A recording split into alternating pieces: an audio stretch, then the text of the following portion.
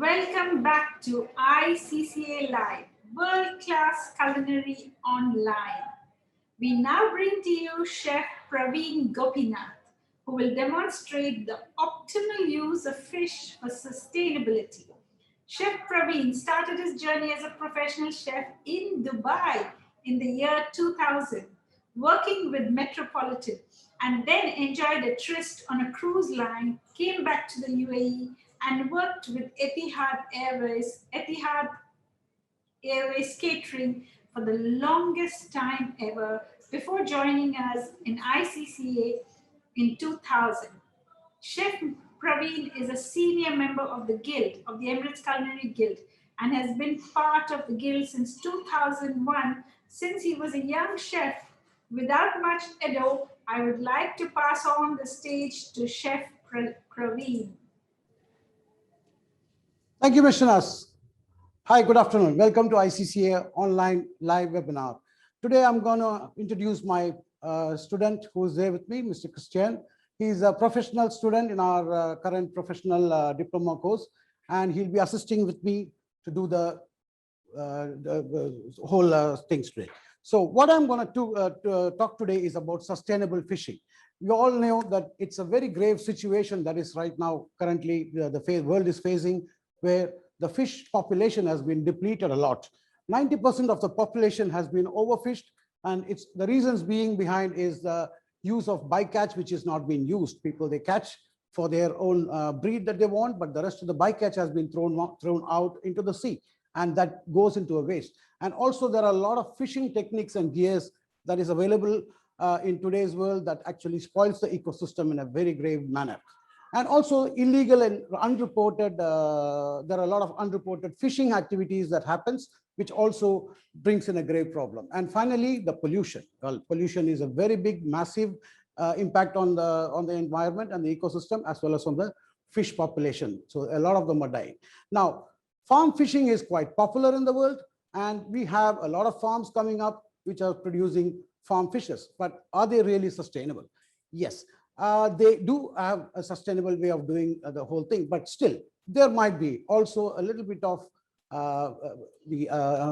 things like they do use a lot of hormones and pigments in order to get the color into the fish. Genetically modified organisms are also being used. Non-native species has been introduced into the system, and also the waste from the fish pollutes the ecosystem and the water system a lot. So how can we help about this? Well, how can we be more sustainable and help in the whole process? We have to research the characteristics of those sustainable fish that is available in the market. We can help by using seasonal seafood and also the local seafood that's available on the particular season. And also concise the portion of your seafood and increase more of your vegetables and your grains, so that the guests can have much more wholesome meal and lesser of fish, thereby helping them. Educate the customer to use all those other fish sources rather than the most popular ones like your salmon, tuna, or your prawns. Why not go for all those other unpopular cuts, which can also be used into your restaurant for a better quality? And also use the bycatch rather than tossing them back into the sea and dead. It can be used as one source also. Now, promoting more plant-based food is another very important. As you know, veganism is becoming very popular in the industry, and so we can also include algae in the menu and a lot of other things to make it much more sustainable. Now, today what I'm going to do is a demo as to how you can break down a fish. And you, as hoteliers, we all know that we all do a fish breaking down, which is down here. Once you break down your fish, you get your fish fillets, you get your fish bones out, the trimmings from the fish, and the heads of the fish. Now, mostly what we do is the fish fillets are going into your normal cooking in your menus. The bones and the trimmings are going into your stock, the fish stock. Well, that is quite common, but after the fish stock has been done, we just throw it out. Now, fish bones is another optimal way of doing it.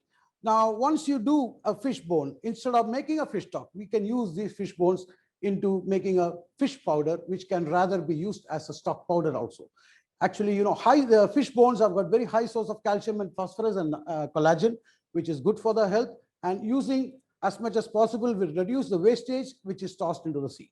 And apparently, research says that even fish bones are quite good as a good fertilizer for your garden plants, which ensures much better yield for your flowering plants as well as your fruit plants. So using these fish bones, today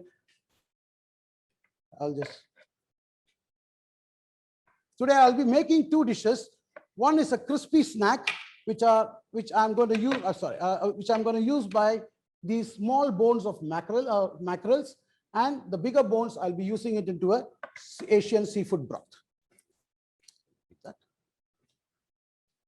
Can we get the plate?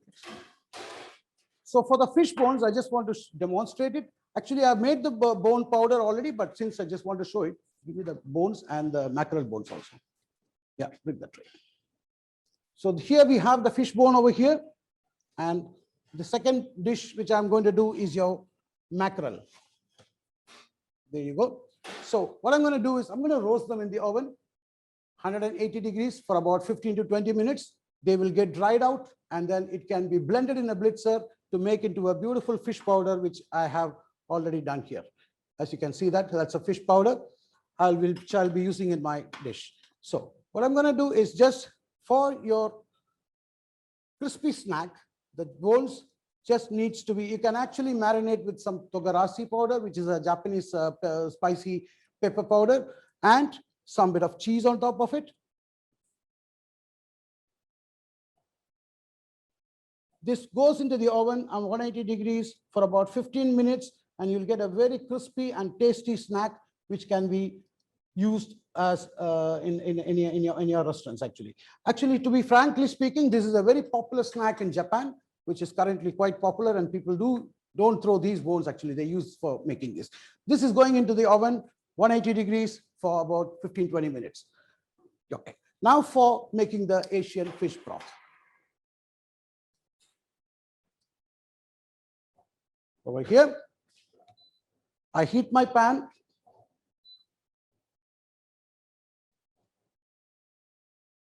So for the Asian broth, I got these ingredients down here.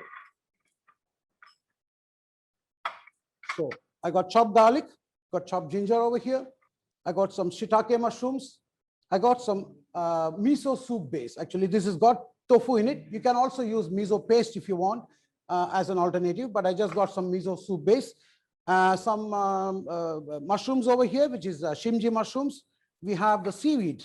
Wakame also works well for this, but I'm just using a seaweed over here, the dried seaweed. Apart from that, I got my other seafood, which is, I'm going to use my prawns, I'm going to use my mussels, and the fillet, which I had, has been cut into small cubes to make it into a fish cubes. And the fish powder also will be used for flavoring as well as to season the whole stock. Thank you. So starting off, I start with my cooking oil. You can use sunflower oil. You can use any kind of vegetable oil. And then I'm going to add my garlic into that. Once your pot gets hot, oil is hot, you just add your garlic, chopped garlic, and then give it a little bit of a saute.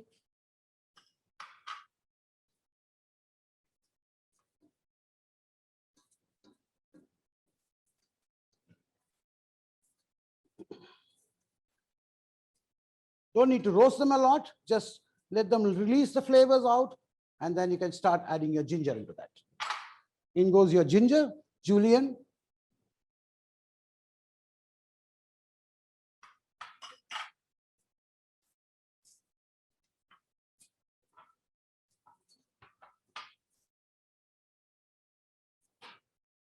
All right. Now, as you know that we usually use fish stock when we make any kind of soup or anything. Over here, since I'm using the fish bone powder, that itself gives you a lot of flavor. And as I said, it's much more healthier, and it's got a lot of health properties like collagen and other important thing that is very necessary for the body. Now, once your ginger is sauteed, I'm just going to add warm or hot water into that.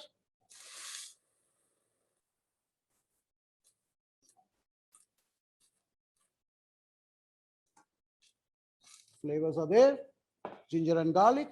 And then to this one, I'm going to add my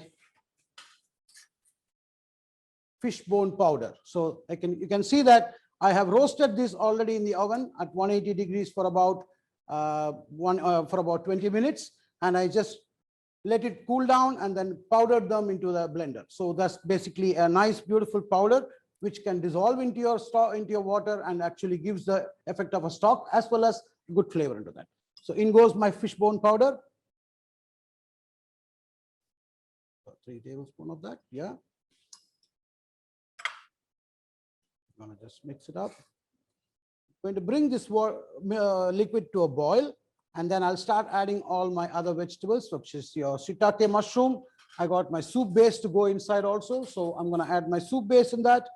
Actually, this soup base has got a little bit of tofu in it, which is actually pretty good for your health as well, and gives a good lot of flavors into that. Yeah, that's your tofu there inside. And then I'm going to add all my other ingredients. So first I go with my shiitake, dried shiitake. Either you can soak it and then put it into the stock, or you can have fresh shiitake, whichever way you want. So I got my fish shiitake over here.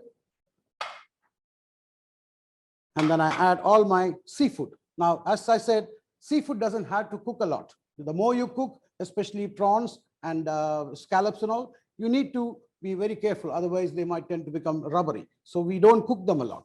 So I just add my fish first. These are the cubes of sea bream, which I've already taken the fillet out. I'm just going to boil them for a while until it's cooked. As you know, fish will take very short time to cook.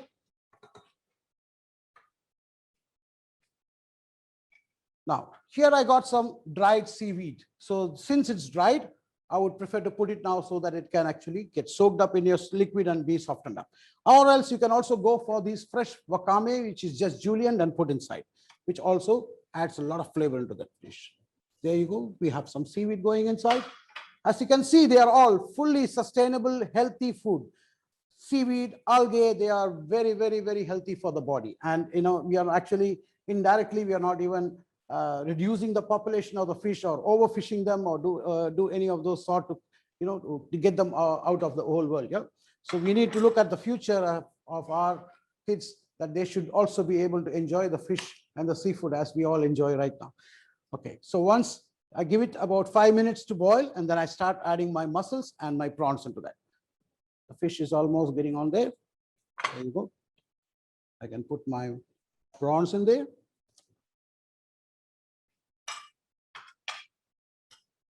And also my mussels. So I'll just let this one cook for a bit until the mussels and your prawns get cooked, and then your dish is almost ready to go. All you have to finish off is with some bit of your shimji mushroom and garnish with some nuri. You can go for bonito flakes if you have. Bonito flakes actually adds up a lot of flavor into the dish, which is the dried tuna flakes. But you can also go for any other nuri julienne to give it as a garnish. Yeah, there you are.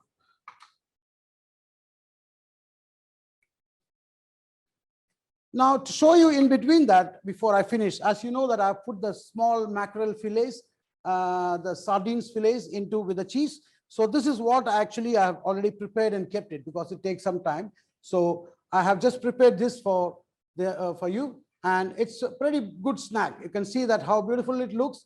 It looks very awkward that, you know, you might feel that when you bite on it, that you might get a bone stuck in your throat, but nothing. I can just demonstrate it to you. One for my assistant chef Christian, and one for me.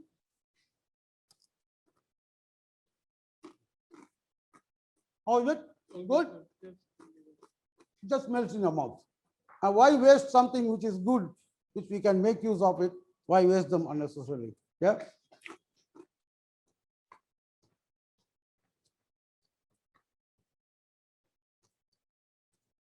Okay, my prawn is almost there, and my mussels are getting cooked. They're getting opened up now. I think it's almost time for me to finish off with my shimji mushroom. As I said, shimji mushroom doesn't have to cook in the stock for a long time. You can use enoki mushroom in place of shimji. Just place it on top as a garnish, and in the stock, it will automatically get blanched off. Yeah. So let me get the plate for my portioning out. You take this also. Thank you.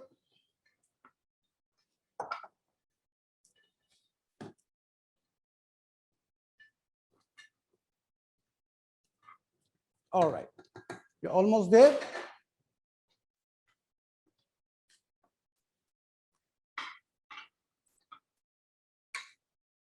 I'm going to serve this on my plate, ladle up all my fish and my seafood into that. You can see the beautiful flavors are coming in that. All these algae, they have opened up, they are dried, but now they have become very soft. It's full of flavors, full of health benefits, and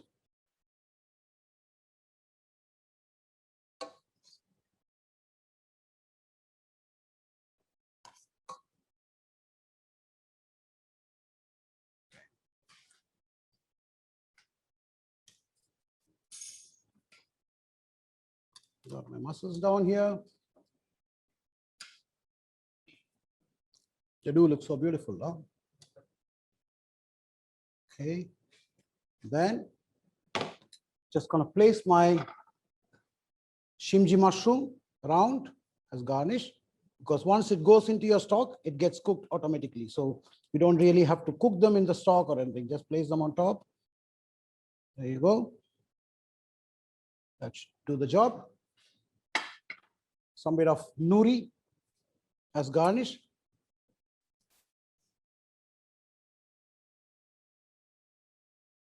There you go. And finally, we just end up with sesame oil for flavor. Now, sesame is a very strong flavored oil, as we all know that. So just a little bit drizzle of your sesame oil on top, and there you go. That's your dish. That's your Asian flavored seafood broth. And I also showed you about my crispy fish, which has been roasted with the Parmesan cheese. And it's quite crispy when you put it and just bite it, it just melts in your mouth. So as I said, it's sustainability is all in our hands, and let's make a big difference. Let's all do a little bit in order to make a big difference to the world. So thank you very much. And is there any question answer? Over to you, Mr. Shanaz.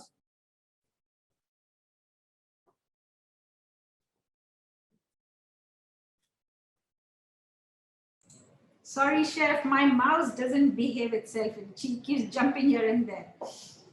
So that was amazing. That's amazing that you've shown us how to use fish bone and keep it more sustainable. And in fact, that is a topic that we are going to touch upon in the World Chefs Education segment. That's where we're going to talk a lot about sustainability, and I'm very happy. There's quite a lot going on in the World Chefs as well as sustainable. They do a lot of sustainability webinar, and we should think a lot about using the maximum whatever we can in order to make the impact very less to the world. In fact, it was Chef Ragnar who originally sent us the content to do a sustainability program as part of our diploma program. And it's now become part of the syllabus from the past 2 years since we were trained by them too. And I'm really very happy that more and more people are going towards sustainability. Yes. Thank you very much, Chef. Thank you, everybody, and hope you enjoyed the show, and keep watching all the rest of the ICCA webinar, which is coming on through the next few days. Have a good day. Thank you. Thank you, Chef.